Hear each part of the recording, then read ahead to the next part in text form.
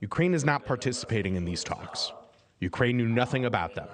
Ukraine regards any negotiations on Ukraine without Ukraine as negotiations with no result.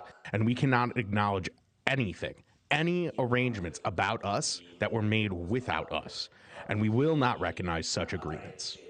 NewsNation's Kelly Myers at the White House. Kelly, what can the U.S. get out of these talks if Ukraine wasn't in the room? And also, what are the big takeaways from that meeting that just wrapped up? Yeah, it's a good question. We actually just heard from the U.S. side in this. So that's Secretary of State Marco Rubio, the U.S. National Security Advisor Mike Waltz, and Trump's envoy to the Middle East, Steve Witkoff. They were all there across the table from our former Cold War foes who are now in the conversation on ending the war in Ukraine. I wanted to play first a little bit of what Secretary of State Marco Rubio had to say at the conclusion of these talks, and then we'll talk about what they agreed to on the other side. Take a listen to this.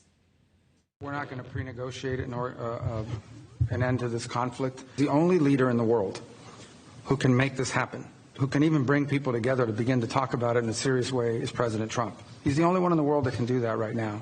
The second thing I would say is that in order for a conflict to end, everyone involved in that conflict has to be okay with it. It has to be acceptable to them.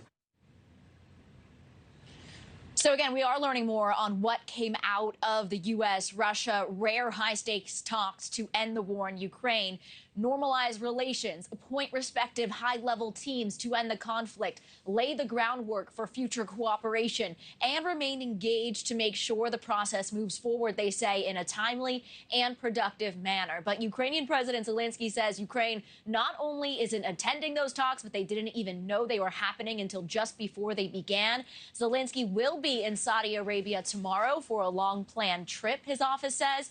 But Zelensky says anything that comes out of the talks won't be recognized. He also says that Trump's Ukraine envoy is set to visit Ukraine this week, and he wants to take him to the front lines. So U.S. National Security Advisor Mike Waltz says a date was not set for a meeting between President Trump and Russian President Vladimir Putin, but that it was, quote, talked about by the two presidents and that they are expected to meet. Markie? Yeah, I know a lot of people wondering, with all of these conversations ratcheting up, is an end to this war imminent somewhere on the horizon? Kelly Meyer, thank you, live from the White House. Thanks for watching, everybody. Go to joinnn.com to find NewsNation on your television provider. Also, don't forget to click that red subscribe button below to get more of NewsNation's fact-driven, unbiased coverage.